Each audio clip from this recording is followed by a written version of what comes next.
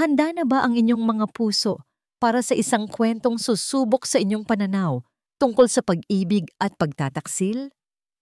Halina't samahan ninyo akong muli sa isang paglalakbay na gigising sa ating mga natutulog na damdamin. Sabi nila, ang pinakadakilang sakripisyo na maibibigay mo sa pag-ibig ay ang ialay ang sarili mong pangarap para sa taong mahal mo. Pero paano kung ang mismong sakripisyong yon ang magiging sandata, nawawasak sa buong pagkatao mo? Sabay-sabay nating tuklasin ang kwento ni Diwa. Ang unang hagupit ng yantok ay humiwa sa malamig na hangin ng kanilang silid-tulugan bago ito lumapat ng buong lakas sa kanyang likuran. Isang matinis na sigaw ang kumawala sa mga labi ni Diwa. Isang sigaw na pinaghalong sakit at hindi makapaniwalang pagtataka. Ang hapdi ay tila apoy na gumapang mula sa kanyang balat hanggang sa kaibuturan ng kanyang kaluluwa. Hindi ito totoo. Hindi ito nangyayari. Nanginginig ang mga kamay niyang ipinakita, ang mga litrato, sa kanilang kama. Mga larawan ni Lakan at ng babaeng iyon. Si Halina, ang kanilang Chief Financial Officer. Mga larawang puno ng halik at yakap na para bang sila ang mag-asawa at si Diwa ang isang hamak na estranghero. Bakit Lakan? Basag ang boses na tanong niya, habang ang mga luha ay malayang dumadaloy sa kanyang mga pisngi. 7 taon. 7 taon ng buhay ko. Ibinigay ko sa'yo sa sinagtala. Itinayo natin to ng magkasama. Ngunit ang Lakan na nakatayo sa harap niya ngayon ay hindi ang Lakan na kanyang minahal. Ang mga mata nito ay walang bakas ng pagsisisi, bagkus ay puno ng malamig na galit. Sakripisyo ba ang tawag mo roon, Diwa? O pagkakataon para kontrolin ako? Ang pangalawang hagupit. Mas malakas, mas madiin. Napahiga si Diwa sa sahig na gawa sa mamahaling kahoy. Ang kanyang damit pantulog na seda ay nagsisimula ng mabahiran ng dugo. Ang bawat hagupit ay may kasamang salita, mga salitang mas matalas pa sa yantok. Isa! Sigaw ni Lakan. Para sa pagdududa mo sa kakayahan ko. 2. Para sa pagiging pakialamera mo sa mga desisyon ko. 3. Para sa pag-iisip mong may utang na loob ako sa'yo. Naramdaman ni Diwa ang pagbigay ng kanyang mga buto. Ang sakit ay hindi na mailarawan, pero mas masakit pa ang katotohanang sinasampal sa kanya. Ang 7 taon na iyon, mga gabing walang tulog sa pagbuo ng mga plano, mga pagkakataong tinanggihan niya para sa sarili niyang karera, ang buong puso't kaluluwa na ibinuhos niya sa kumpanyang pinangarap nila, lahat ay basura lamang sa mata ng lalaking pinag-alayan niya ng lahat. Sa gitna ng kanyang nahihirapang paghinga, nakita niya ang isang anino sa may pintuan. Nakatayo roon si Halina Gatchalian, nakapameywang. May ngiti ng isang demonyo sa kanyang mga labi. Isang ngiti ng tagumpay. Ang babaeng pinagkatiwalaan niya, ang babaeng itinuring niyang kaibigan, ay pinapanood ang kanyang pagkasira na may kasiyahan sa mga mata. Iyon ang huling dagok na bumasag sa natitirang pag-asa sa puso ni Diwa. Habang nagpapatuloy ang mga hagupit, 5, 6, 7, ang kanyang isipan ay nagsimulang maglakbay. Naalala niya ang kanilang simpleng simula, ang mga pangako sa ilalim ng buwan, ang mga pangarap na sabay nilang binuo. Ngayon, ang lahat ng iyon ay nagiging abo sa harap ng karahasang ito. 10 hagupit. Ang kanyang mga sigaw ay naging mga ungol na lamang. Ang paningin niya ay nagsisimulang manlabo. 15 hagupit. Wala na siyang maramdamang sakit. Isang matinding pamamanhid na lamang ang bumabalot sa kanyang buong katawan. 20 hagupit. Katahimikan. Bumagsak ang yantok sa sahig. Narinig ni Diwa ang mabibigat na yabag ni Lakan papalapit sa kanya. Hinawakan nito ang kanyang buhok at itinaas ang kanyang ulo mula sa sahig na basa na ng kanyang luha at dugo. Wala kang kwenta. Dinig niyang bulong nito. Ang bawat salita ay lason. Ang huling narinig niya bago siya tuluyang lamunin ng dilim ay ang malamig at walang emosyon nitong utos sa mga security guard na pumasok sa silid. Itapon nyo na yan. Siguraduhin niyong hindi na siya muling makikita pa. Ang kadiliman ay isang malalim at payapang karagatan, isang pagtakas mula sa sakit. Ngunit hindi ito nagtagal. Dahan-dahan, isang sinag ng liwanag ang tumagos sa kanyang talukap. Naramdaman niya ang malambot na kama sa ilalim niya, ang amoy ng gamot sa hangin. Sinubukan niyang gumalaw, ngunit ang bawat bahagi ng kanyang katawan ay sumisigaw sa sakit. Idinilat niya ang kanyang mga mata. Ang kisame ay puti at hindi pamilyar. Ito ay hindi ang kanilang bahay. Hindi rin ito isang ospital. Saan siya? Patay na ba siya? Isang pamilyar ngunit matagal nang hindi naririnig na boses ang bumasag sa katahimikan. Isang boses na puno ng awtoridad at bigat. Gising ka na. Dahan-dahan niyang inilingon ang kanyang ulo. Bawat galaw ay isang pagsubok.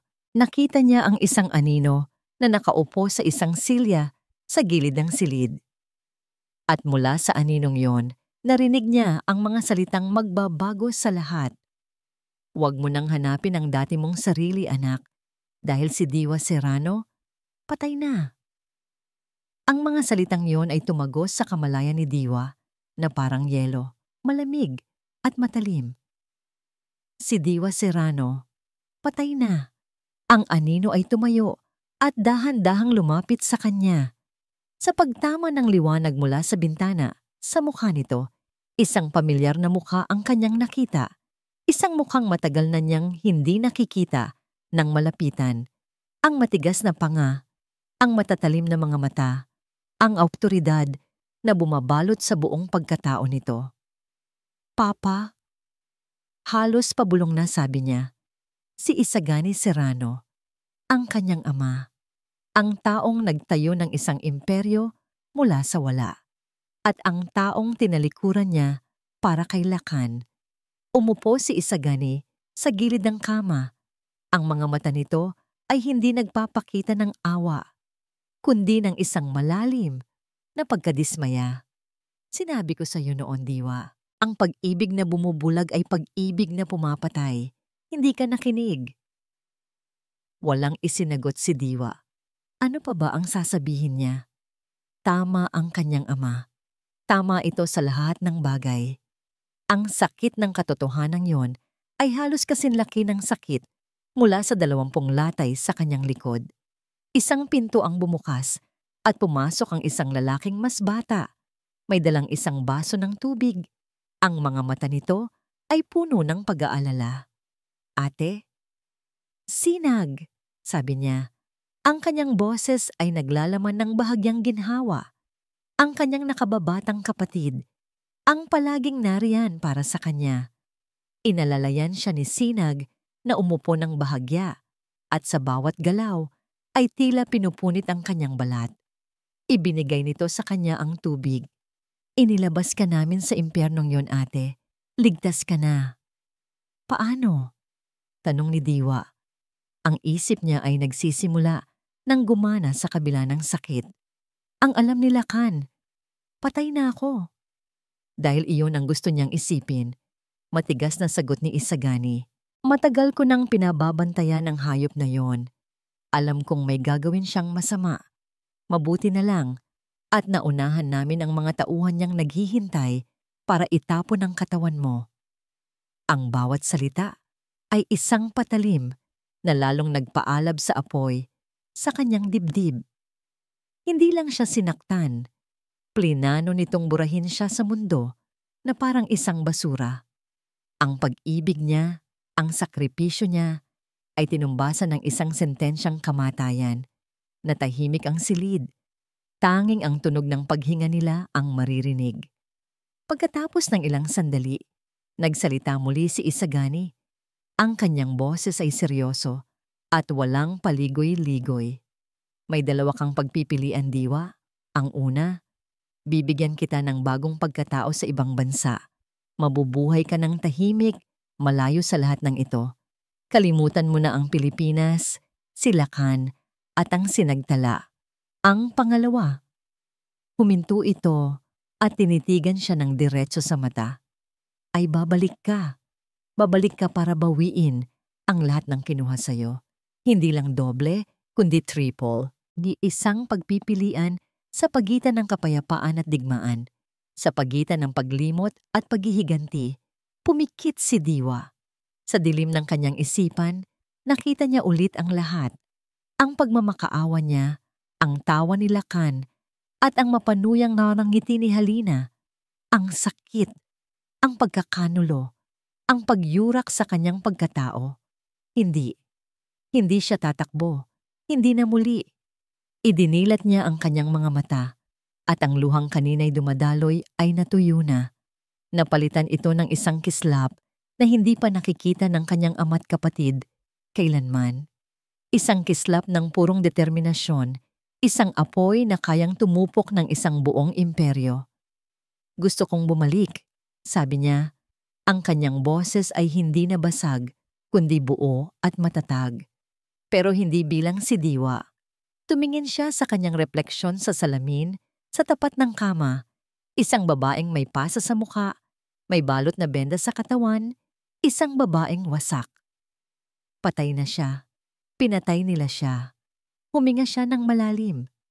Mula ngayon, ako si Malaya. Isang bahagyang ngiti ang sumilay sa labi ni Isagani. Malaya, ulit nito. Magandang pangalan. Tumayo si Sinag, ang muka ay seryoso na. Kung ganoon, sisimulan na natin. Buburahin natin ang lahat ng bakas ni Diwa Serrano. Gagawa tayo ng isang bagong tao. Isang henyo sa pananalapi na galing sa Europa. Isang babaeng hindi mo gugustuhing banggain. Ang mga sumunod na araw ay naging mga linggo, at ang mga linggo ay naging mga buwan.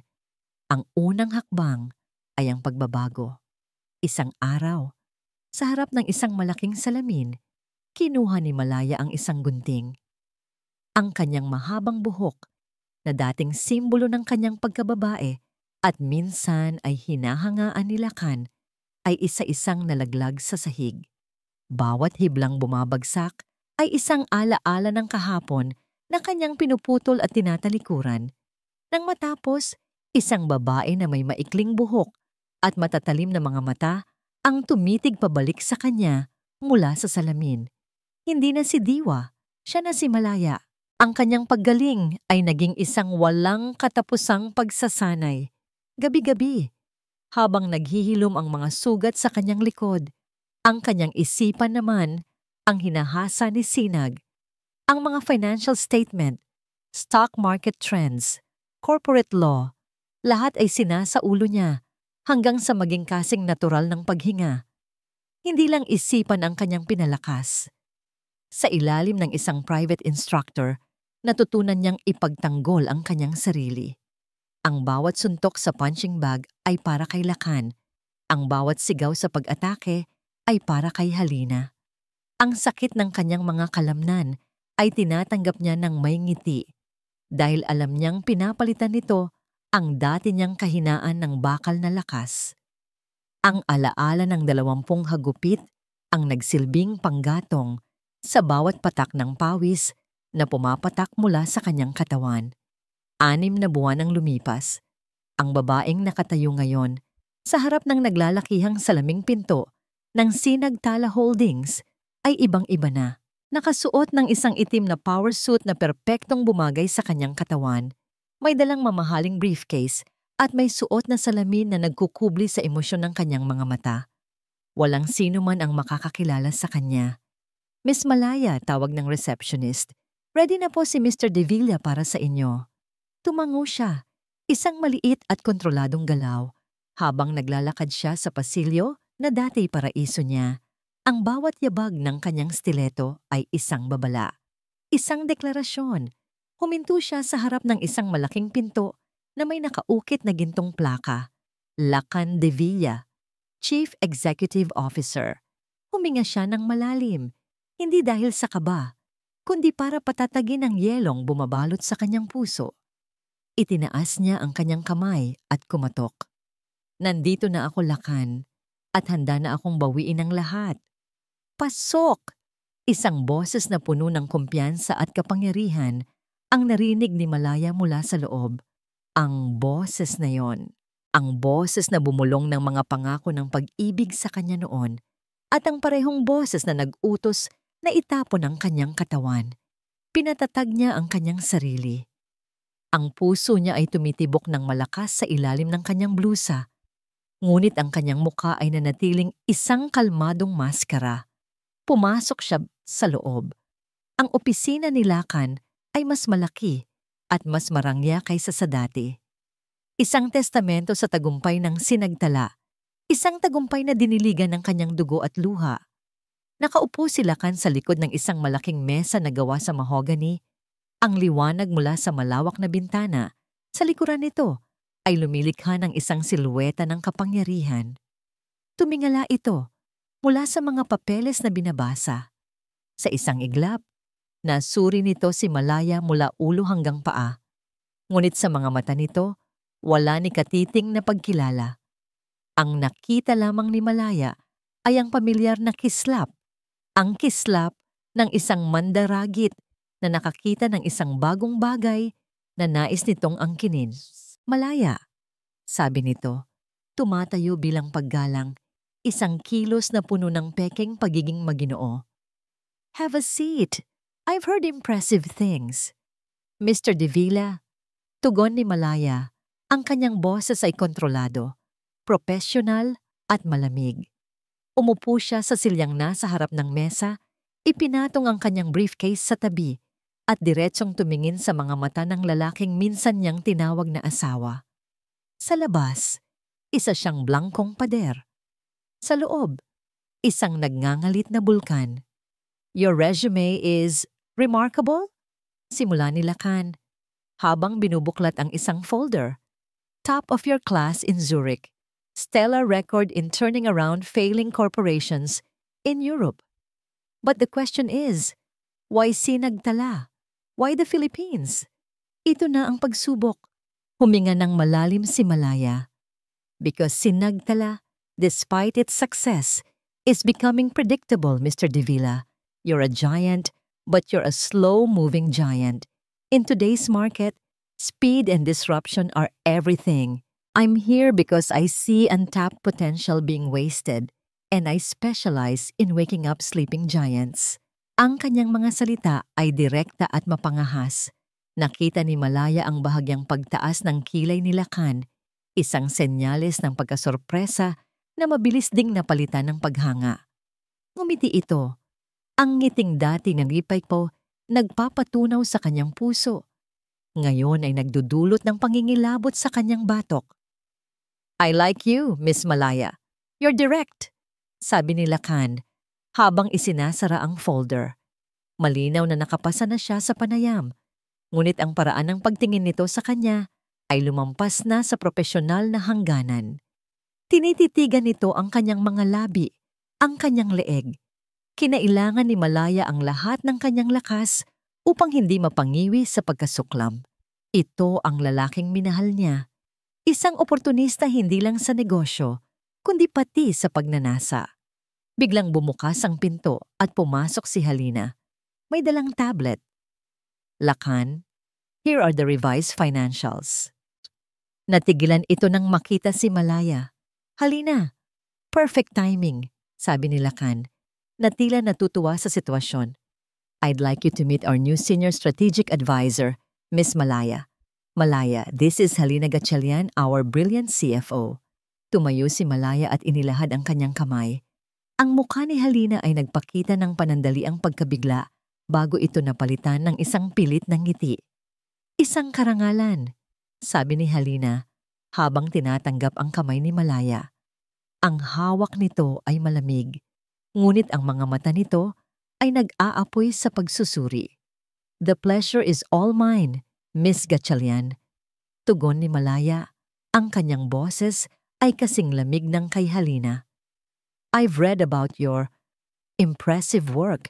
I look forward to working closely with you and understanding all your strategies. May diin sa huling salita. Isang banayad na banta na hindi nakaligtas kay Halina. Bahagyang nanigas ang nangiti nito. Ang pagitan nilang dalawa ay napuno ng tensyon na halos nahihipo. Dalawang reyna sa iisang chessboard, parehong alam na isa lang ang maaaring manatili sa huli. Pagkatapos ng ilang sandaling puno ng hindi sinasabing mga salita, nagpaalam si Malaya. Habang naglalakad siya palabas ng gusali, sa wakas ay pinakawalan niya ang hiningang kanina pa niya pinipigilan. Nanginginig ang kanyang mga kamay, ngunit hindi sa takot, sa tagumpay. Pagpasok niya sa kanyang sasakyan, kinuha niya ang kanyang telepono. Isang email mula sa Human Resources ng Sinagtala Holdings. Subject: Welcome to the team. Tinitigan niya ang logo ng kumpanya sa email, ang pinagsamang araw at bituin na siya mismo ang nagdisenyo noon. Isang simbolo ng kanilang mga pangarap. Ngayon, ito na ang magiging simbolo ng kanilang pagkawasak. Isang malamig na ngiti ang sumilay sa kanyang mga labi. Nang gabing iyon, habang sinusuri niya ang mga dokumentong ipinadala sa kanya, tumunog ang kanyang telepono. Isang hindi rehistradong numero. Sinagot niya ito. Miss Malaya. Ang malambing na boses ni Lakan ang narinig niya sa kabilang linya. I hope I'm not disturbing you. I was thinking, to expedite your onboarding, perhaps we could discuss some initial strategies over dinner tomorrow night. Just the two of us. Ang paanyaya ay nakabalot sa profesionalismo, ngunit alam ni Malaya ang tunay na pakay nito. Ang hayop ay nagsisimula ng mangaso. Ngumiti si Malaya sa kawalan. That's a very generous offer, Mr. De Villa.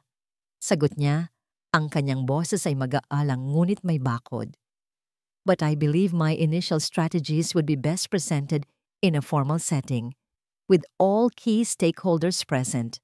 I'll have my assistant schedule a meeting for next week. Good night.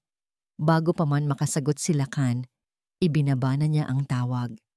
Sa kabilang linya, naiwang tulala si Lakan de Villa hawak ang telepono. Hindi siya sanay na tinatanggihan. Sa halip na mainis, lalo lamang siyang naintriga. Ang babaeng ito, si Malaya, ay isang palaisipan. At gustong-gusto niyang lutasin ito. Hindi niya alam. Ang palaisipang yon, ang magiging katapusan niya. Nakatitig si Lakan de Villa sa kawalan. Isang ngiti ang naglalaro sa kanyang mga labi. Ang pagtanggi ni Malaya sa kanyang paanyaya para sa isang hapunan ay hindi nakabawas sa kanyang interes. Sa katunayan, lalo pa itong nagpaalab niyon. Sa isang mundong kung saan ang lahat ay nakukuha niya sa isang pitik lamang ng daliri. Ang isang babaeng may sariling paninindigan ay isang bihirang hiyas, isang hamon. At si Lakan de Villa ay hindi kailanman umaatras sa isang hamon. Ang unang linggo ni Malaya sa Sinagtala ay naging isang tahimik na bagyo. Kumikilos siya ng may kahusayan na nakakagulat maging kay Lakan. Mabilis niyang pinag-aralan ang bawat departamento, ang bawat proyekto, ang bawat numero. At ngayon, sa unang board meeting na dinaluhan niya, handa na siyang ipakita kung ano ang kaya niyang gawin. Nasa gitna si Halina ng kanyang presentasyon tungkol sa quarterly earnings. Ang mga numero ay maganda, gaya ng dati. Ngunit nararamdaman ni Lakan ang isang uri ng pagkabagot. Ang lahat ay naging paulit-ulit. Ligtas, walang panganib, ngunit wala ring excitement. Ito ang sinasabi ni Malaya. Isang higanteng natutulog. Nang matapos si Halina, lahat ng mata ay napunta kay Malaya. Kalmado siyang tumayo, naglakad papunta sa harap. Hindi siya gumamit ng mga komplikadong chart o graph. Ang tanging dala niya ay isang tablet at ang kanyang matalas na isipan. Magandang umaga sa lahat, simula niya. Ang kanyang boses ay umaalingaw-ngaw sa malamig at tahimik na boardroom. Hindi ko kukwestiyunin ang tagumpay ng Sinagtala. Ang mga numero ay nagsasabi ng kanilang sariling kwento. Ngunit ang aking trabaho ay hindi ang tingnan ng tagumpay, kundi ang mga bitak sa pader bago pa man ito tuluyang gumuho. Isang katahimikan ang bumalot sa silid. Sa aking paunang pagsusuri, pagpapatuloy niya, nakakita ako ng ilang operational inefficiencies, mga questionable fund allocations sa ilalim ng ilang mga special projects at isang potential revenue leakage na aabot sa milyon-milyon kada taon dahil sa mga kontratang pabor sa ating mga supplier kaysa sa atin.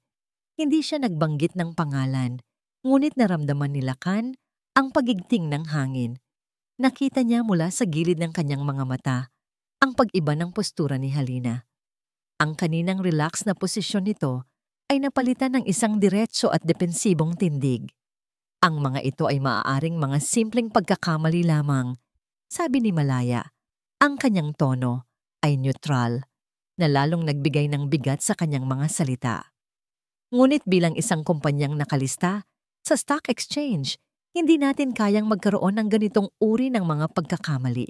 Kaya naman, ang aking opisyal na rekomendasyon ay ang pagsasagawa ng isang komprehensibong internal audit sa lahat ng kasalukuyang proyekto na pangungunahan ng aking opisina. Iyon na iyon. Ang bomba ay sumabog. Kaagad na tumutol si Halina. Ang kanyang boses ay pilit na pinapakalma. With all due respect, Miss Malaya, an internal audit of this scale is unnecessary and a waste of company resources. Our financials are checked by a top-tier external firm. We are clean. Ang mga external auditor ay tinitingnan lamang ang mga numerong ibinibigay sa kanila.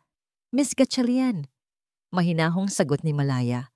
Ang isang internal audit ay titingin sa proseso sa likod ng mga numerong yon, maliban na lang kung meron tayong ayaw na makita. Isang direktang hamon. Ang tensyon sa silid ay halos masaksak na sa kapal. Pagkatapos ng meeting, pinatawag ni Lacan si Halina sa kanyang opisina. Pagsara pa lang ng pinto, sumabog na ito. Sino siya para questionin ang trabaho ko, Lacan? Isang linggo pa lang siya rito. This is an insult. Pinapahiya niya ako sa harap ng buong board.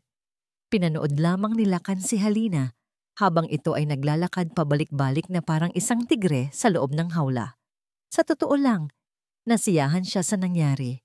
Sa mga nakalipas na buwan, naging masyadong kampante si Halina, masyadong makapangyarihan. Kailangan niyang ipaalala rito kung sino ang tunay na hari ng sinagtala. At si Malaya ang perpektong instrumento para gawin iyon.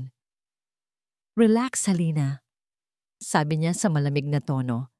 It's just a standard procedure. A new perspective. Maganda ngayon para sa kumpanya. O, may dapat ba akong ikabahala? Natigilan si Halina sa tanong niya. Tinitigan siya nito. Ang mga mata ay nanlilisik. Wala. Mariing sagot nito. Walang-wala. Mabuti, sabi ni Lacan, habang pumipirma sa isang dokumento sa kanyang mesa, ang approval form para sa internal audit. Dahil aprobado na ang kanyang rekomendasyon, bigyan mo siya ng lahat ng access na kailangan niya. Ang pagkatalo sa mukha ni Halina ay pinalitan ng purong galit. Walang imik itong tumalikod at padabog na lumabas ng kanyang opisina. Napangiti si Lacan. Ang larong ito ay nagiging mas interesante. Kinahapunan. Habang paalis na siya, natanaw niya sa kabilang dulo ng pasilyo si Halina. Nakatayo ito, hindi gumagalaw, at nakatitig sa opisina kung saan pansamantalang nagtatrabaho si Malaya. Ang tingin sa mga mata ni Halina ay isang bagay na kilala ni Lacan. Iyon ay tingin ng isang taong handang pumatay. Sa kanyang bagong opisina, nakaramdam si Malaya ng isang maliit na tagumpay. Nagsisimula na ang unang yugto ng kanyang plano. Binuksan niya ang kanyang laptop para simulan ang pagbalangkas ng audit. Isang ping mula sa kanyang email, isang bagong mensahe. Walang subject. Ang nagpadala ay isang scrambled anonymous address. Binuksan niya ito. Naglalaman lamang ito ng isang pangungusap na nakasulat sa malalaking pulang titik. Huwag mong isuksok ang ilong mo sa hindi mo trabaho kung gusto mo pang mabuhay. Tinitigan ni Malaya ang banta sa screen.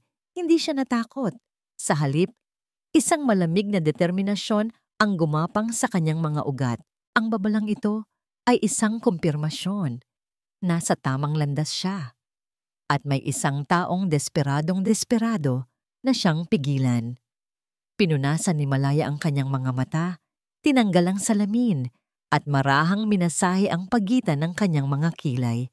Ang banta na natanggap niya sa email ay hindi na nasundan, ngunit ang epekto nito ay nanatili. Isang senyales na malapit na siya sa katotohanan. Ibinigay sa kanya ni Halina ang access na kailangan niya sa ibabaw. Ang mga file na ibinigay sa kanya ay malinis, organisado, at perpektong nagtutugma. Masyadong perpekto. Alam ni Malaya, bilang ang taong tumulong magtayo ng sistema ng sinagtala, na ang tunay na mga sikreto ay hindi nakatago sa mga bagong folder. Nakatago ang mga ito sa mga lumang server, sa mga proyektong nakalimutan na ng lahat. Sa ilalim ng kapangyarihan ng internal audit, nag-request siya ng access sa mga archived server. Isang kahilingan na hindi matanggihan ni Halina nang hindi magmumukhang may itinatago. Gabi-gabi, pag-alis ng lahat, naiwan si Malaya sa kanyang opisina na nalulunod sa dagat ng digital na impormasyon. Hinahanap niya ang isang maliit na butas, isang maliit na pagkakamali. Hanggang isang gabi, nakita niya ito. Isang folder na may pangalang Project Silangan. Isa itong proyekto mula 4 na taon na ang nakalipas na na-shelve dahil umano sa lack of funding. Ngunit nang buksan niya ang mga file sa loob, napansin niya ang isang bagay na kakaiba. May isang file na mas malaki kaysa sa iba na may kakaibang file extension at protektado ng isang encryption na hindi pangkaraniwan sa isang korporasyon. Mukha itong military grade. Dinala niya ang kopya ng file sa kanyang secure apartment. Iisa lang ang taong alam niyang kayang buksan ito. Ate, sigurado ka ba rito? Tanong ni Sinag, habang ang kanyang mga daliri ay mabilis na tumitipa sa isang custom-built na computer. Ang mga linya ng code ay dumadaloy sa screen na parang isang berdeng ilog. Ang encryption na to, hindi ito biro.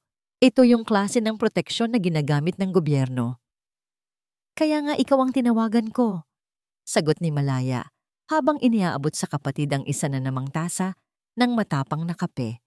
Mag-uumaga na. Kailangan kong malaman kung ano ang nasa loob niyan, Sinag. Ilang oras pa ang lumipas. Ang katahimikan sa pagitan nila ay binabasag lamang ng tunog ng keyboard at pagkatapos biglang tumigil si Sinag. Nakuha ko na, sabi niya. Ang kanyang boses ay pagod, ngunit may bahid ang tagumpay. Isang click ng mouse at ang file ay bumukas. Hindi ito financial records, hindi ito mga kontrata.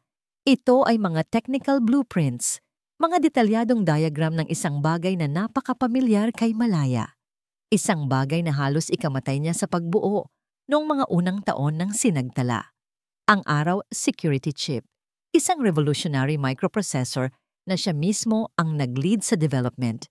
Ito ang teknolohiyang nagbigay sa sinagtala ng malaking bentahe sa industriya ng telekomunikasyon. Ito ang korona ng kanyang mga nagawa. Hindi ko maintindihan, sabi ni Sinag. Bakit nila ito? Ngunit si Malaya ay hindi na nakikinig. Ang kanyang mga mata ay nakapako sa ibabang bahagi ng huling pahina ng dokumento. Isang transaction manifest. Product: Araw Security Chip Technology. Full patent and source code transfer seller. Sinagtala Holdings, represented by Lacan de Villa. Buyer: isang korporasyong nakabase sa labas ng bansa na kilala bilang front ng isang international arms dealing syndicate. Price: isang halagang napakalaki na kayang bumili ng isang maliit na isla. Delivery date: isang buwan mula ngayon. Naramdaman ni Malaya na nanlamig ang buo niyang katawan. Ang paghinga niya ay naging mababaw. Hindi lang ito pandaraya, hindi lang ito pagnanakaw. Ibinibenta ni Lacan ang pinakapuso ng teknolohiya ng kumpanya. Isang teknolohiyang may dual-use application at maaaring magamit sa mga military communication systems.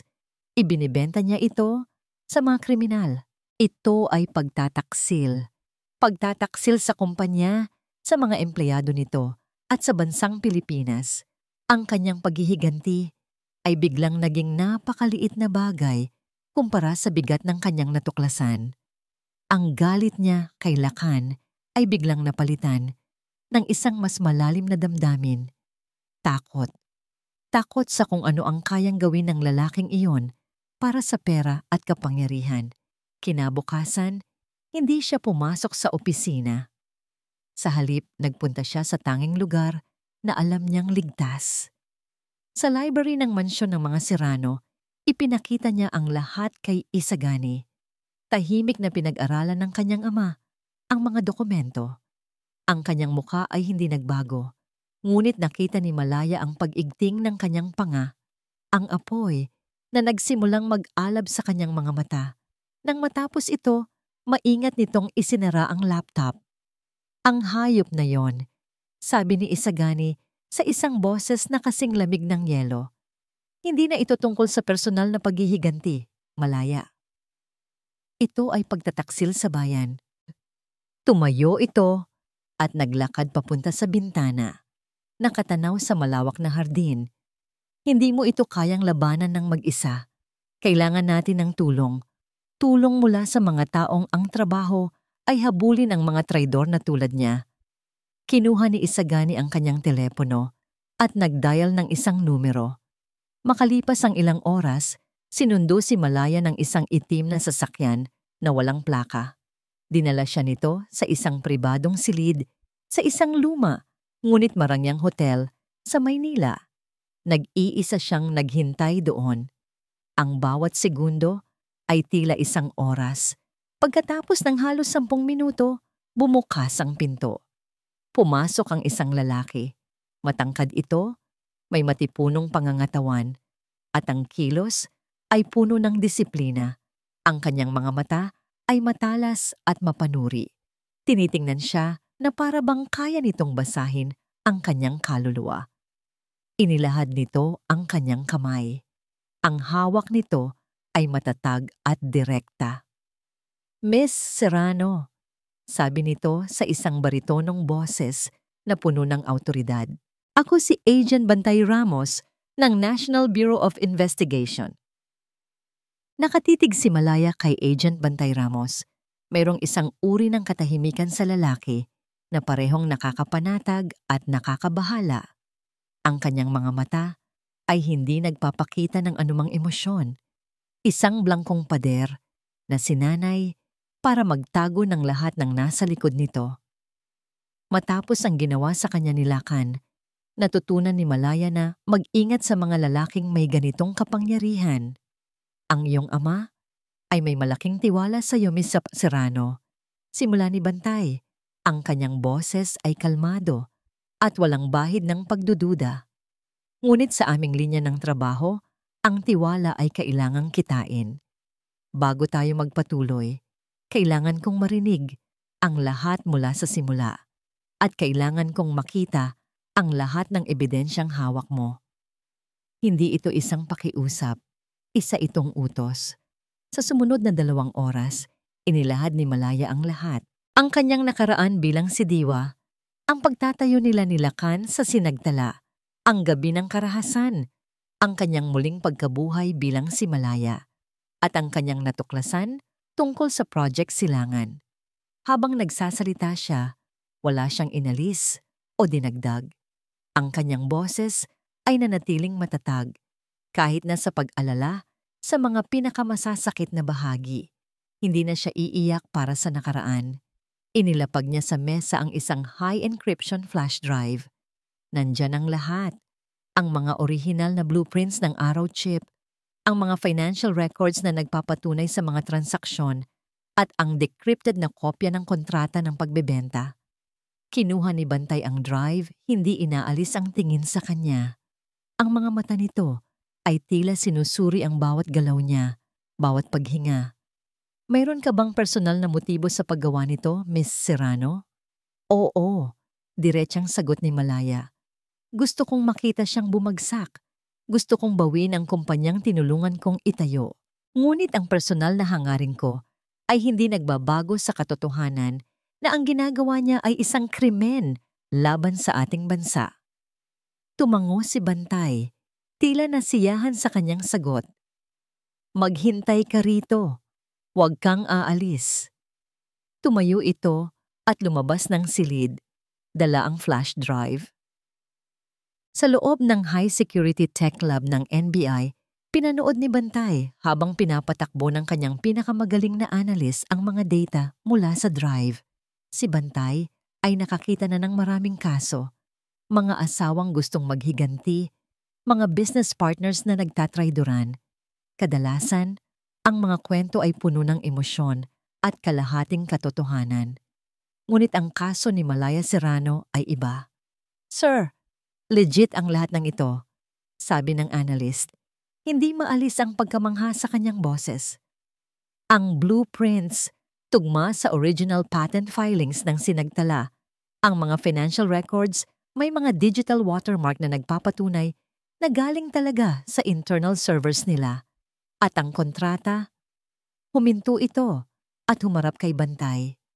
Ang buyer, yung foreign corporation, matagal na nating minomonitor yan. Isa sila sa mga pinakamalaking tech smugglers sa Southeast Asia. Tumango si Bantay. Ang lahat ng sinabi ng babae ay totoo. Ang kanyang talino ay kasing talim ng kanyang determinasyon. Nakaramdam siya ng isang bagay na bihira na niyang maramdaman para sa isang sibilyan na informant. Paghanga. Nakita niya sa mga mata nito kanina hindi lang galit, kundi isang bakal na katatagan na hinubog sa apoy ng pagtataksil. Kumpirmado, sabi ni Bantay sa kanyang earpiece habang pabalik na sa hotel. We have a green light. Pagbalik ni Bantay, iba na ang aura nito. Ang dating pader ng pagdududa ay napalitan ng isang seryosong focus. Umupo ito sa tapat niya, hindi na bilang isang interogador, kundi bilang isang kakampi. Lahat ng sinabi mo ay totoo, Miss Serrano, sabi nito. Mula ngayon, magtutulungan tayo. Ikaw ang magiging mata at tainga namin sa loob. Kailangan naming malaman ang bawat galaw ni Devilla, ang eksaktong petsa at lokasyon ng turnover. Bilang kapalit, sisiguraduhin ng ahensya ang iyong kaligtasan. Sa mga sumunod na araw, ang kanilang alyansa ay nabuo. Nagkikita sila sa iba't ibang safe house, nagtatrabaho hanggang gabi. Ipinakita ni Malaya kay Bantay ang mga pasikot-sikot sa sistema ng sinagtala. Ipinakita naman ni Bantay sa kanya ang lawak ng operasyon ng kanilang kalaban. Habang nagtatrabaho sila, hindi maiwasan ni Malaya na mapansin ang mga maliliit na bagay. Ang paraan ng pag-iisip ni Bantay, lohikal at diretsyo. Ang respeto nito sa kanyang mga opinyon. Isang gabi, nang hindi niya namalaya ng oras sa sobrang pagod, inabutan siya nito ng isang mainit na kape. Walang anumang salita. Isang simpleng kilos, ngunit para kay Malaya, na nasanay sa pag-abuso, ito ay isang bagay na bago. Isang hapon, habang pabalik siya sa kanyang opisina, hinarang siya ni Lacan sa pasilyo. Malaya, sabi nito, ang boses ay puno ng pilit na pagkaakit. You've been avoiding me. Masyado ka yatang nagiging seryoso sa trabaho mo. We should celebrate your success so far. Wala pa tayong dapat ipagdiwang, Mr. Devilla. Malamig na sagot ni Malaya habang sinusubukang lampasan ito. Marami pa akong kailangang gawin. Just one dinner, pagpupumilit nito, para mas makilala natin ang isa't isa. I believe I already know everything I need to know. Matigas na sabi ni Malaya, at nilampasan na ito, iniwan si Lacan na nakatayo at bahagyang nagulat sa kanyang katapangan. Pag-uwi niya ng gabing iyon, nagring ang kanyang burner phone, si Bantay. Nalaman ng team ko ang paglapit sa iyo ni Devilla kanina. Sabi nito, ang boses ay may bahid ng pag-aalala. Nagiging agresibo na siya. Mag-ingat ka.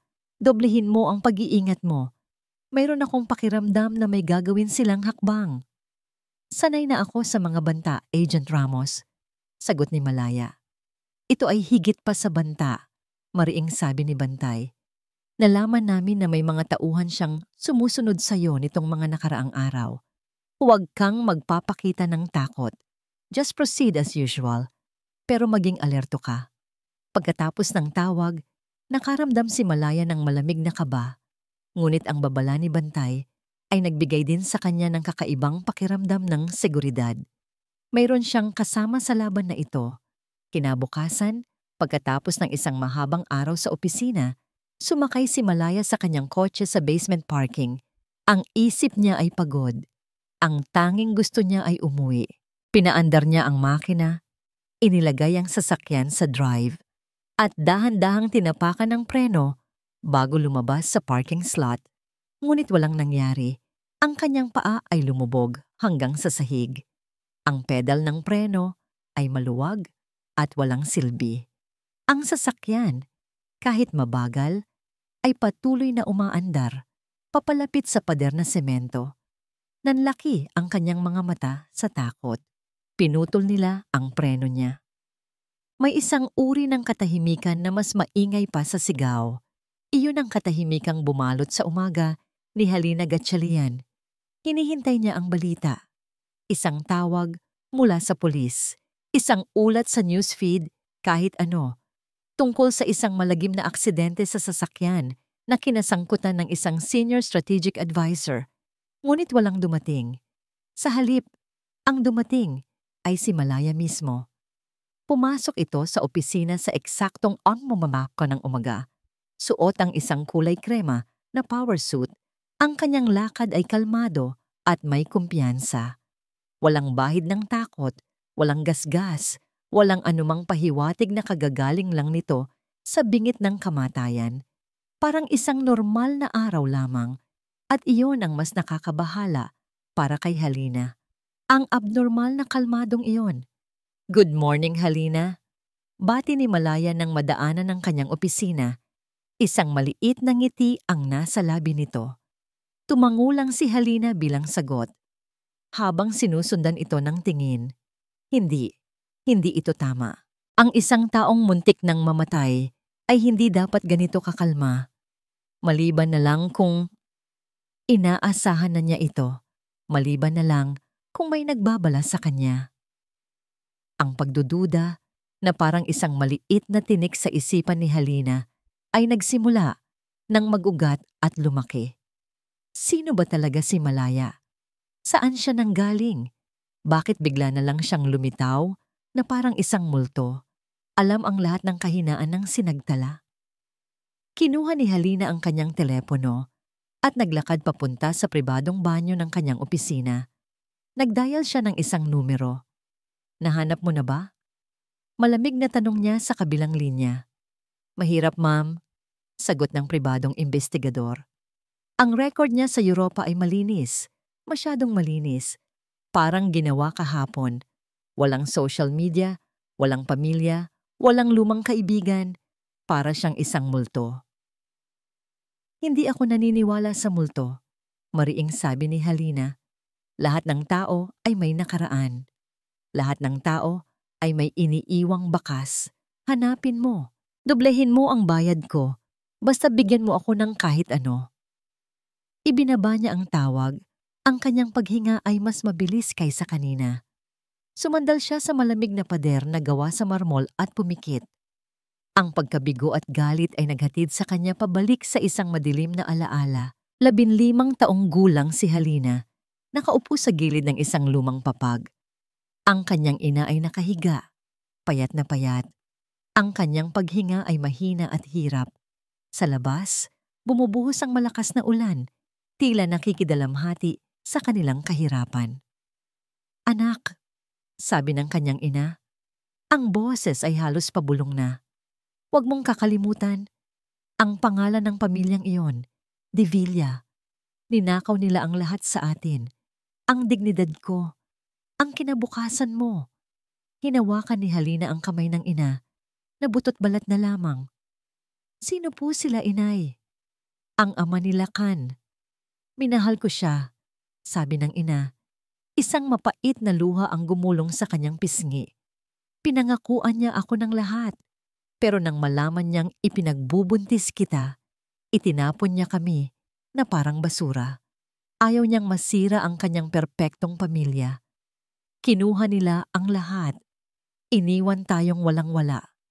Hinigpitan ng ina ang hawak sa kamay niya. Ipinapangako mo, Halina. Ipinapangako mo sa akin. Babawin mo ang lahat. Wawasakin mo sila. Tulad ng pagwasak nila sa atin, idinilat ni Halina ang kanyang mga mata. Ang sakit ng alaalang iyon ay kasing sariwa pa rin ng dati. Ito ang kanyang sinumpaan. Hindi lang ito tungkol sa pera o kapangyarihan. Ito ay tungkol sa paghihiganti. At hindi niya hahayaang isang misteryosong babae ang humadlang sa kanya. Kinahapunan, sa isang board meeting, ipinipresenta ni Malaya ang kanyang mga paunang natuklasan sa audit. Ang kanyang pagsasalita ay matalas. Ang kanyang mga punto ay hindi matututulan. Bawat salitang lumalabas sa bibig nito ay isang patunay ng kanyang katalinuhan. Nakaramdam si Halina ng paghanga na may kasamang matinding pagkamuhi. Habang nagsasalita si Malaya tungkol sa isang komplikadong financial projection, huminto ito sandali. Tila nag-iisip ng malalim. Walang kamalay-malay. Itinaas nito ang hawak na ballpen at marahang itinapik ito ng 2 beses sa kanyang sentido. 2 tapik. Isang maliit, halos hindi napapansing kilos. Ngunit para kay Halina, para itong isang kulog na yumanig sa kanyang buong mundo. Natigilan siya. Ang kanyang sariling panulat ay tumigil sa paggalaw sa ibabaw ng kanyang notepad. Naramdaman niya ang panlalamig ng kanyang dugo, ang pag-ikot ng kanyang sikmura, ang kilos na yon, ang paraan ng pagtapik. Ang tanging taong kilala niyang gumagawa niyon ay si Diwa Serrano. Imposible, patay na siya. Si Lacan mismo ang nagsabi. Pinanood niya itong halos mamatay sa gabing iyon. Ngunit habang tinititigan niya ang babae sa harap, ang maikling buhok, ang matalim na pananamit, ang malamig na mga mata, nagsimula siyang makita ang mga bakas, ang hugis ng kanyang panga, ang kislap sa kanyang mga mata kapag nagsasalita tungkol sa mga numero. Ang kilos na yon. Isang multo. Nanginginig ang kamay ni Halina. Hindi ito multo. Ito ay isang bagay na mas nakakatakot. Ito ay isang pagbabalik. Biglang nag-vibrate ang kanyang telepono sa ibabaw ng mesa. Isang text message mula sa investigador. Dahan-dahan niyang kinuha ang telepono sa ilalim ng mesa. Ang kanyang puso ay dumadagundong sa kanyang dibdib. Binuksan niya ang mensahe. Naglalaman ito ng isang malabong litrato, kuha mula sa malayo. Isang babae, si Malaya, na nakikipagkita sa isang lalaki sa isang tahimik na coffee shop. Sa ilalim ng litrato, may isang maikling text. Nakita siyang kasama si Sinag Serrano, kapatid ng yumaong si Diwa Serrano. Binitawan ni Halina ang kanyang telepono. Bumagsak ito sa makapal na carpet ng boardroom nang walang tunog. Ngunit sa isipan ni Halina, ang pagbagsak niyon ay kasing lakas ng isang pagsabog. Ang 2 tapik ng panulat, ang pamilyar na kislap sa mga mata, ang litrato kasama si Sinag. Ang lahat ng piraso ng palaisipan ay biglang nagkabit-kabit sa isang nakakakilabot na larawan. Hindi maari. Si Diwa Serrano? Patay na. Iyon ang sinabi ni Lacan. Iyon ang dapat na nangyari. Ngunit ang babaeng nasa harap niya, na patuloy na nagsasalita tungkol sa corporate governance na para bang walang nangyari, ay hindi isang multo. Siya ay isang deklarasyon ng digmaan, isang bangkay na bumangon mula sa hukay para maningil. Ang hangin sa baga ni Halina ay tila naubos. Ang mga boses sa boardroom ay unti-unting humina at naging isang ugong na lamang. Ang tanging nakikita niya ay ang mukha ni Malaya, hindi ang mukha ni Diwa. At sa likod ng malamig at kalkuladong ngiti nito, nakita ni Halina ang tunay na layunin nito. Hindi lang ito audit, hindi lang ito tungkol sa pagbawi sa kumpanya. Ito ay paghihiganti, isang paghihiganti na kasing lamig at kasing talim ng patalim. At silang 2 ni Lacan ang nasa dulo ng talim na yon. Naramdaman ni Halina ang pag-akyat ng isang uri ng takot na matagal na niyang hindi naramdaman. Isang takot na mas malaki pa sa takot na mahuli. Ito ay takot sa isang kalaban na akala niya'y matagal nang natalo, ngunit bumalik na mas malakas at mas matalino kaysa dati. Kinailangan niyang sabihin ito kay Lakan. Kailangan nilang maghanda. Dahil ang digmaang akala nila ay tapos na, ay ngayon palang pala tunay na nagsisimula. Isinara ni Lakan ang pinto ng kanyang opisina nang may puwersa na halos yumanig sa mga salamin.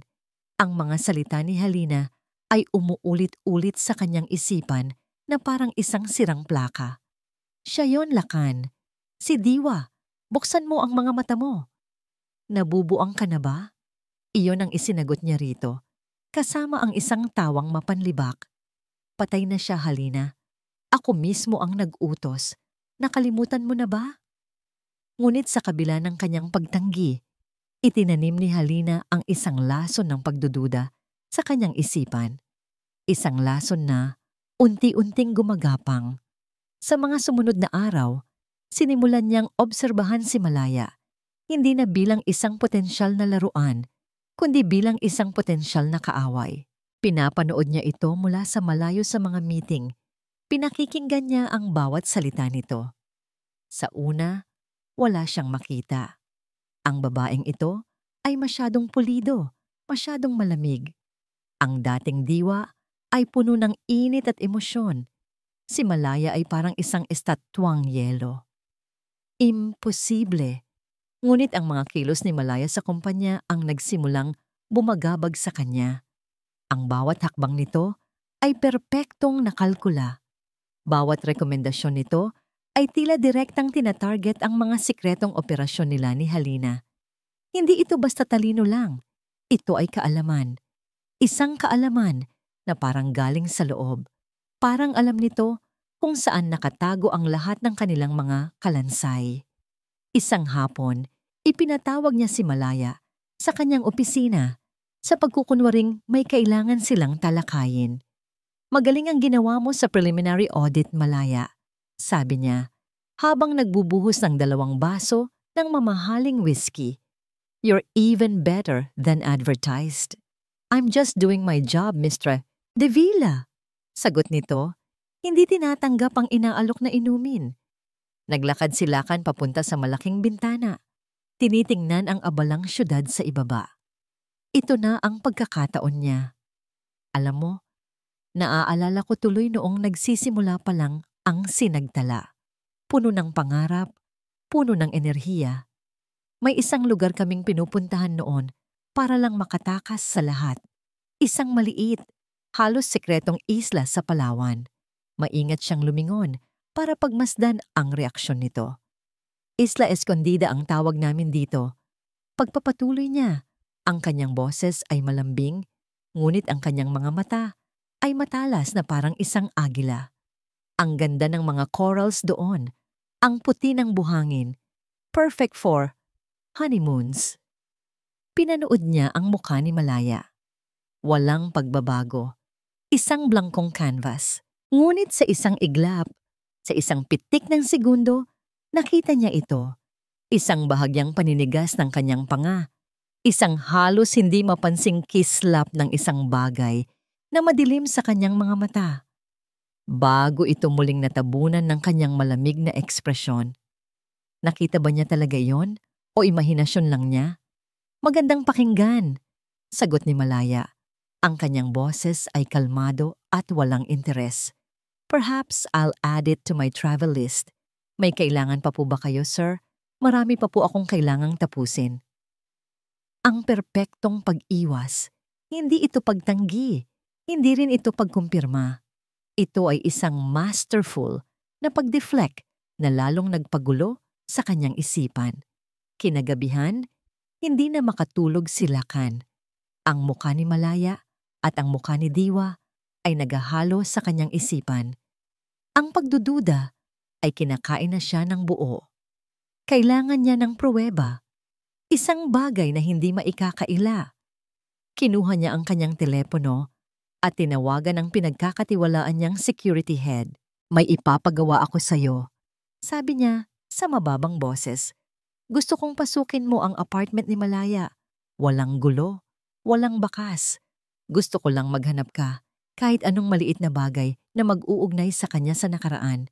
Isang litrato, isang sulat, kahit ano. Ilang oras siyang naghintay sa dilim ng kanyang opisina na tila isang hayop na nag-aabang sa kanyang biktima. Bawat tunog ng orasan ay parang isang martilyo sa kanyang sentido. Pagkatapos, tumunog ang kanyang telepono. Isang picture message. Binuksan niya ito. Ang nasa litrato ay isang bagay na nakapatong sa palad ng kanyang tauhan. Isang bagay na maliit at luma. Isang maliit na ibon na inukit mula sa kahoy ng kamagong. Kupas na ang barnis nito at may ilang mga gasgas na, ngunit hindi maipagkakamali ang hugis. Naramdaman ni Lacan na huminto ang pagtibok ng kanyang puso. Ang ibon na iyon, ibinigay niya iyon kay Diwa noong unang anibersaryo nila. Inukit niya iyon gamit ang sarili niyang mga kamay sa dalampasigan ng Isla Escondida bilang simbolo ng kanilang mga pangarap na lumipad ng mataas. Isang bagay na walang halaga sa iba, ngunit para sa kanilang dalawa, ito ay isang sagradong alaala. Isang bagay na itatago lamang ng isang taong hindi kayang kalimutan ng lahat. Ang pagdududa, ang pagiging praning, ang galit. Lahat ay biglang naglaho. Napalitan ito ng isang malamig at nakakakilabot na katiyakan. Ibinaba niya ang kanyang telepono at dahan-dahang tumayo. Isang mabagal at mapanganib na ngiti ang sumilay sa kanyang mga labi habang nakatingin siya sa siyudad na natutulog. So, bulong niya sa kawalan. Bumalik ka pala talaga, aking mahal. Ang laro ng anino ay tapos na. Panahon na para maglatag ng isang bitag. Ang pagbabago ay banayad, ngunit para kay Malaya, na ang bawat pandama ay nakaalerto. Ito ay kasing lakas ng isang kulog. Pagkatapos ng gabi kung kailan pinasok ang kanyang apartment, biglang nawala ang anino ng pagdududa sa mga mata ni Lacan. Napalitan ito ng isang nakakakilabot na katiyakan. Hindi na siya sinusubukan nito. Pinagmamasdan na siya nito na parang isang ahas na naghihintay ng tamang oras para tumuklaw. Alam ni Malaya na alam na ni Lacan. Ang laro ay nasa huling yugto na. Isang hapon, tumunog ang kanyang telepono sa opisina. Si Lacan. Ang kanyang boses ay iba, malambing at puno ng isang pamilyar na kasinungalingan. Ang parehong tono na ginagamit nito noong sila pa. Malaya, may magandang balita ako sa'yo, sabi nito. Ang bawat salita ay tila pinahiran ng pulot. Naalala mo yung mga special projects na inuungkat mo? You were right. May mga irregularidad nga. At sa tingin ko, oras na para linisin ang lahat. Mayroon akong impormasyon na kailangan mong makita. Ang lahat ng orihinal na papeles, ang lahat ng ebidensya. Naramdaman ni Malaya ang panalamig sa kanyang batok. Isang bitag. Inilalatag nito ang pain ng walang ingat. Dahil alam nitong wala siyang pagpipilian kundi kagatin ito. Saan ko yan makikita? Tanong ni Malaya. Pinapanatiling kalmado ang kanyang boses. Isang lumang bodega sa may port area. Address to follow. Sabi ni Lacan. Mamayang gabi, ikaw lang. This is a sensitive matter. Kailangan kong pagkatiwalaan ang taong hahawak nito. At sa ngayon, ikaw lang ang pinagkakatiwalaan ko. Pinagkakatiwalaan. Ang salitang yon ay parang isang insulto. Pagkatapos ng tawag, nanatiling hawak ni Malaya ang telepono, ang kanyang mga daliri ay namumuti sa higpit ng pagkakahawak. Inihain na ni Lacan ang lahat sa isang pilak na bandeha. Masyadong madali, masyadong perpekto. Kinagabihan, sa isang ligtas na bahay, inilahad ni Malaya ang sitwasyon kay Bantay. It's a trap, sabi ni Bantay. Ang kanyang mukha ay seryoso at walang emosyon. Ngunit nakikita ni Malaya ang pag-aalala sa kanyang mga mata. Ibinibigay niya sa iyo ang lahat. Gusto kanyang iligpit bago pa man matuloy ang bentahan. Alam ko, sagot ni Malaya. My team can go in. Pwede na natin siyang arestuhin ngayon para sa attempted murder mo pa lang. Giit ni Bantay. Umiling si Malaya. Ang kanyang desisyon ay buo na. Hindi. Kung aarestuhin niyo siya ngayon, makakahanap siya ng lusot. Sasabihin niyang setup lang ang lahat. Kailangan natin ng transaksyon. Kailangan nating mahuli siya. Si Halina. At ang mga buyer ng sabay-sabay. Ito na ang pagkakataon. Masyadong mapanganib, Malaya, sabi ni Bantay. At sa unang pagkakataon, ginamit nito ang kanyang pangalan, hindi ang apelido. Ang simpleng pagbabagong yon ay nagdulot ng kakaibang pakiramdam sa kanyang dibdib. Hindi natin alam kung ano ang naghihintay sa iyo roon. Tumingin si Malaya sa labas ng bintana sa madilim na kalangitan ng gabi. Ang dating diwa ay tatakbo. Sabi niya, mas para sa sarili niya kaysa kay Bantay. Pero ako si Malaya. Sinimulan ko to. Tatapusin ko to. Nagkatinginan sila. Isang kasunduan ang nabuo sa kanilang katahimikan. Papasok siya bilang Pain. Ang grupo ni Bantay ay maghihintay sa paligid, handang pumasok sa kanyang hudyat. Ito ang pinakamalaking sugal ng kanyang buhay. Ang pagmamaneho papunta sa bodega ay parang isang prosesyon. Ang bawat metro na tinatahak ng kanyang sasakyan ay naglalapit sa kanya sa bangungot na minsan na niyang tinakasan. Ang madilim na kalsada, ang mga ilaw ng poste na tila mga multo, ang tunog ng kanyang sariling paghinga sa loob ng tahimik na kotse, lahat ay nagpapabigat sa hangin. Sumagi sa kanyang isipan ang mga alaala, ang sakit ng yantok, ang lamig ng sahig, ang tawa ni Lakan. Ngunit ngayon, ang mga alaalang iyon ay hindi na nagdudulot ng takot. Nagdudulot ang mga ito ng isang nag-aapoy na galit na siyang nagpapatibay sa kanyang loob. Natanaw niya ang bodega, isang malaki at kalawangin na istruktura na nakatayo ng mag-isa sa isang abandonadong bahagi ng daungan, parang isang halimaw na naghihintay sa dilim. Ipinark niya ang kanyang kotse. Sa huling pagkakataon, tiningnan niya ang kanyang refleksyon sa rearview mirror.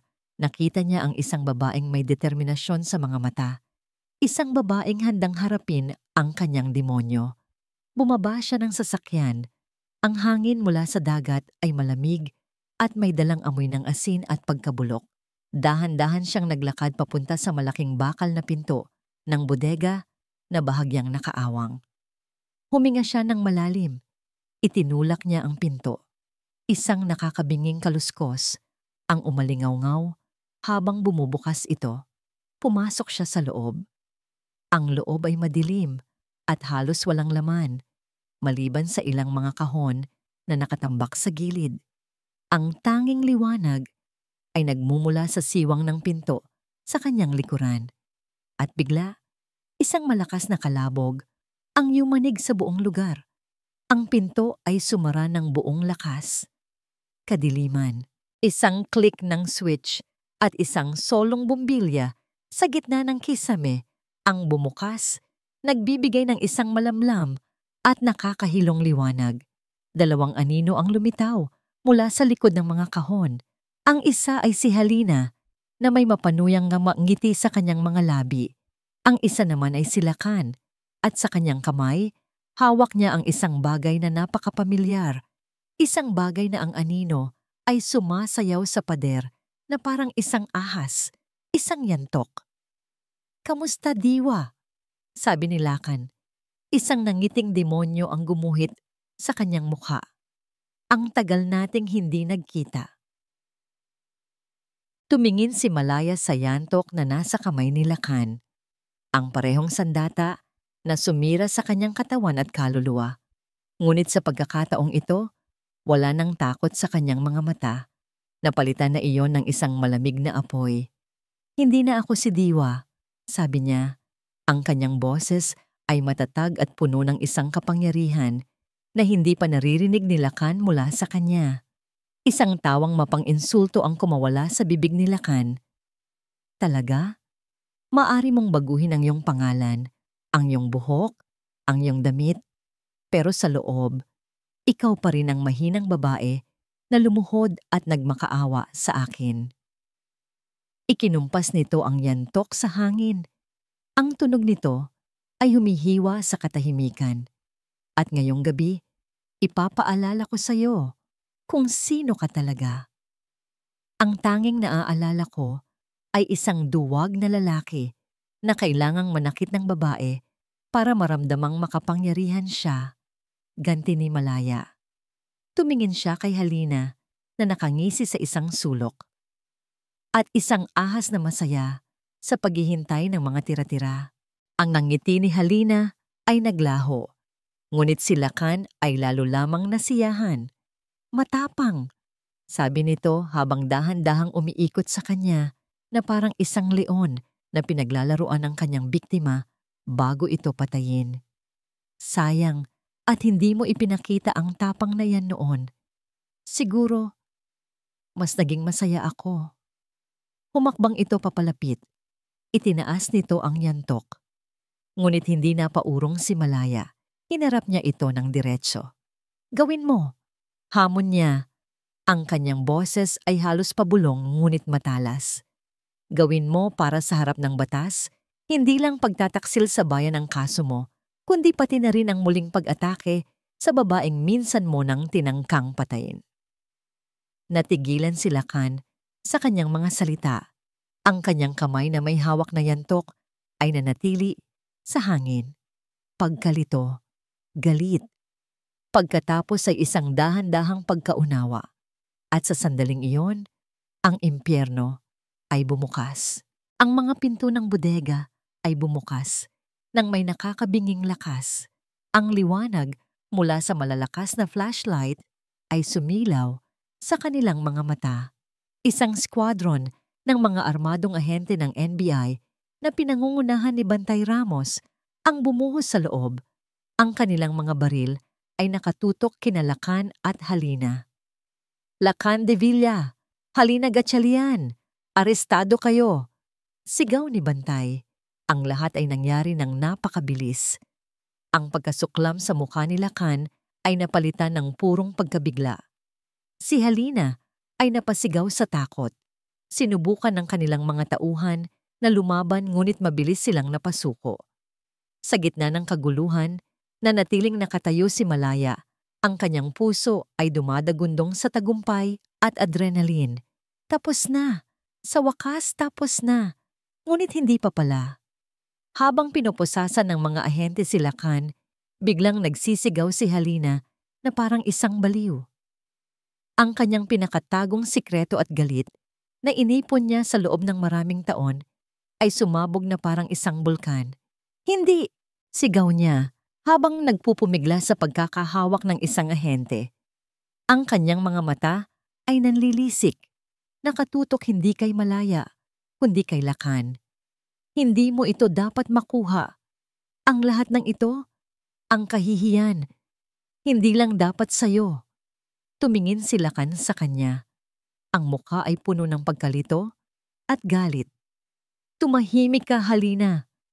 Hindi ako tatahimik. Ang kanyang sigaw ay umalingaw-ngaw, puno ng sakit at hinanakit. Akala mo kung sino ka?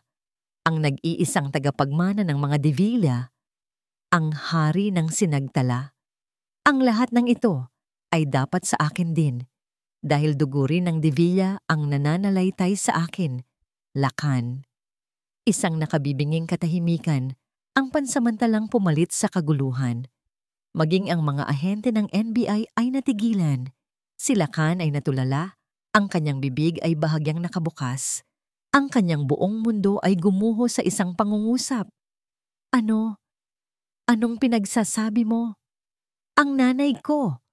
Humagulhol si Halina, ang babaeng itinapon ng perpekto mong ama na parang basura nang malaman niyang ipinagbubuntis ako. Ako dapat ang panganay. Ako! Pero itinago nila kami. Ipinagkait nila sa amin ang lahat. Kaya bumalik ako. Bumalik ako para sirain ka. Para sirain ang lahat ng itinayo ng pamilya mo. Ang revelasyon ay parang isang kidlat na tumama sa gitna ng bodega. Si Halina, ang kanyang kasabwat, ang kanyang kalaguyo, ay kanyang kapatid. Isang kapatid na ang buong buhay ay binalot ng planong wasakin siya. Ang mukha ni Lakan ay dumaan sa sunod-sunod na emosyon. Pagkalito, hindi paniniwala, pagkaunawa at sa huli. Isang uri ng galit na hindi pa nakikita ni Malaya kailanman.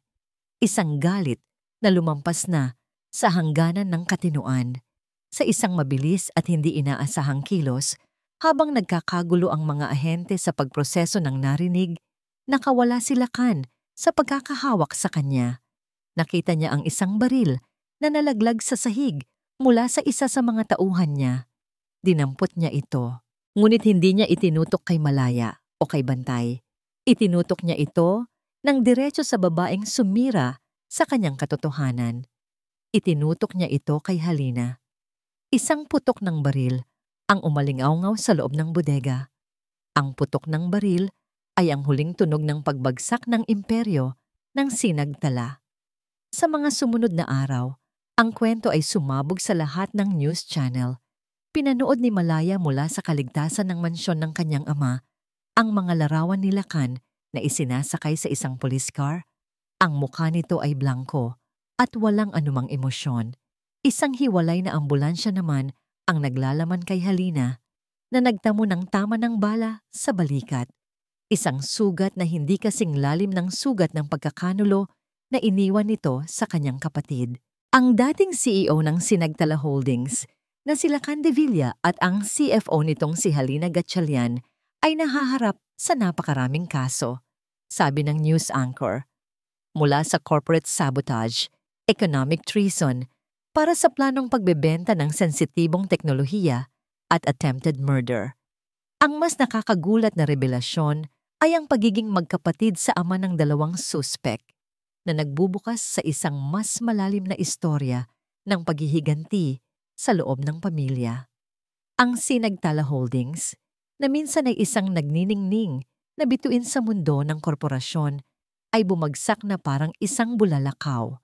Ang stock market value nito ay sumadsad at ang gobyerno ay pumasok para i-take over ang mga asset nito upang protektahan ang pambansang seguridad.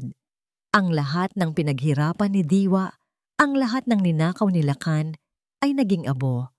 Isang linggo pagkatapos ng insidente, habang ang iskandalo ay nagsisimula nang humupa, tinawagan si Malaya ni Bantay. Gusto kanyang makausap. Sabi nito sa kabilang linya, hindi na kailangang itanong ni Malaya kung sino. Ang silid ng interogasyon ay malamig at walang kulay, isang malaking kaibahan sa marangyang opisina ni Lakan. Nakaupo siya sa kabilang panig ng isang bakal na mesa, nakasuot ng orange na damit ng bilanggo. Ang dating kapangyarihan at pagmamataas ay wala na. Ang natira ay isang lalaking basag na ang mga mata ay walang laman. Hindi nagsalita si Malaya. Umupo lang siya at hinintay itong magsalita. Bakit?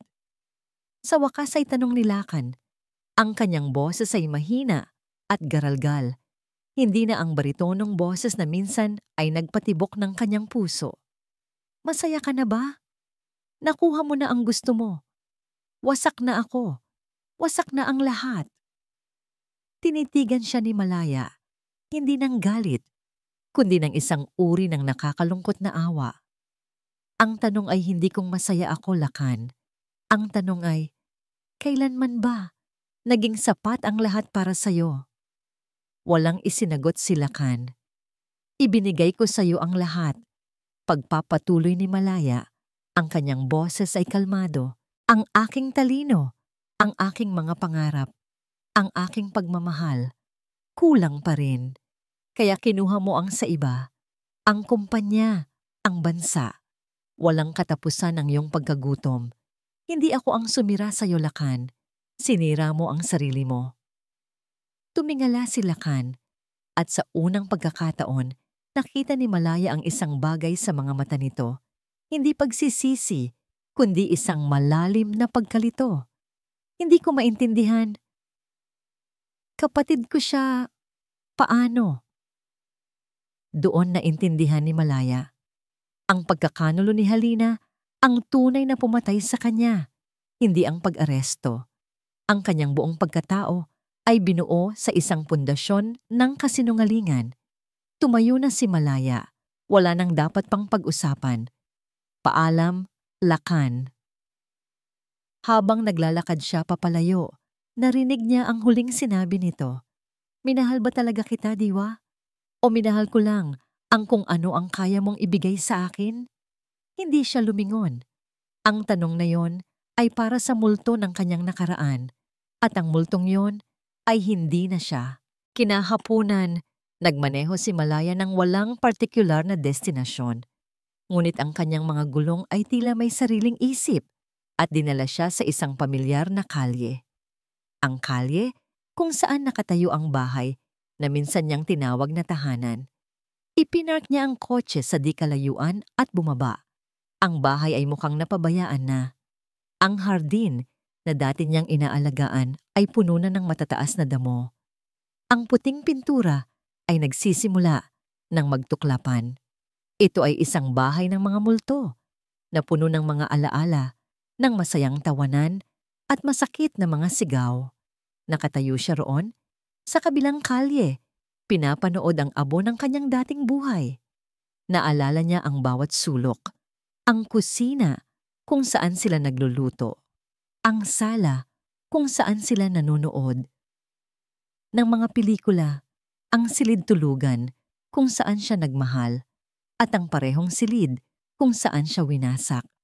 Isang luha, isang mainit na patak ang gumulong sa kanyang pisngi. Ngunit hindi ito luha ng sakit. Ito ay luha ng pamamaalam. Paalam sa mga pangarap ni Diwa. Paalam sa kanyang mga sakripisyo. Paalam sa pag-ibig na akala niya ay panghabang buhay. Huminga siya ng malalim at sa pagbuga ng hangin, para niyang pinakawala ng huling bigat sa kanyang dibdib. Sa wakas, malaya na siya. Tumalikod na siya para bumalik sa kanyang sasakyan, handa nang iwan ang lahat. Habang naglalakad siya, isang anino ang humarang sa kanyang daraanan. Sa kanyang pag-angat ng tingin, nakita niya si Bantay na nakatayo roon. Ang kanyang mukha ay seryoso, ngunit ang kanyang mga mata ay malambot. Walang nagsalita. Hindi kailangan. Hinubad ni Bantay ang kanyang itim na jacket at marahang ipinatong sa mga balikat ni Malaya. Ang init at bigat nito ay parang isang yakap, isang pangakong hindi na siya muling mag-iisa sa lamig.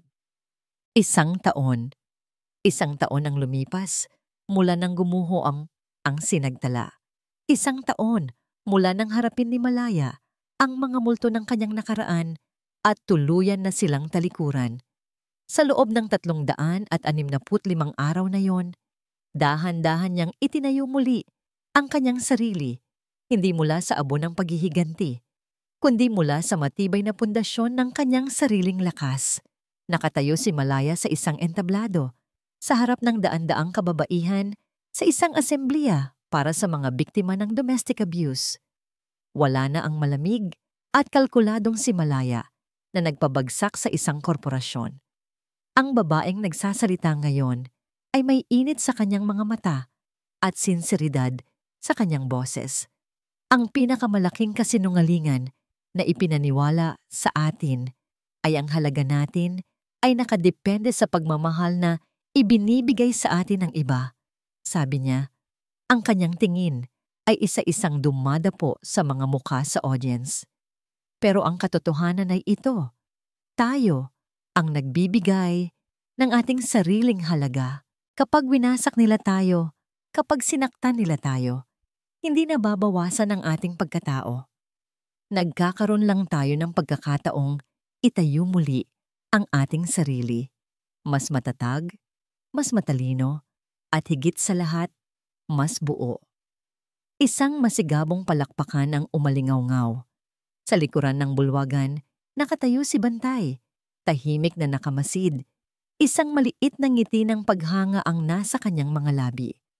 Pagkatapos ng kaganapan, sabay silang naglakad sa kahabaan ng Baywalk. Ang hangin ng hapon ay sariwa at ang papalubog na araw ay nagpipinta ng kulay kahel at lila sa kalangitan. Hindi na sila nag-uusap tungkol sa mga kaso o panganib. Ang kanilang mga usapan ay tungkol sa mga simpleng bagay, isang bagong librong nabasa, isang nakakatawang pelikulang napanood, isang pangarap na paglalakbay. Ang kanilang relasyon ay hindi nagsimula sa isang malaking pagsabog ng damdamin. Ito ay dahan-dahang nabuo, tulad ng isang hardin na maingat na inalagaan. Binuo ito sa pundasyon ng respeto, pinatibay ng pagtitiwala, at diniligan ng mga sandali ng tahimik na pag-unawa. Huminto sila at sumandal sa barandilya, nakatanaw sa mga alon. "Masaya ka ba?" Biglang tanong ni Bantay. Ang kanyang boses ay mahina. Tumingin si Malaya sa kanya. Sa loob ng 1 taon, nasanay na siya sa pagiging seryoso nito, ngunit natutunan na rin niyang basahin ang lambot sa likod ng kanyang mga mata.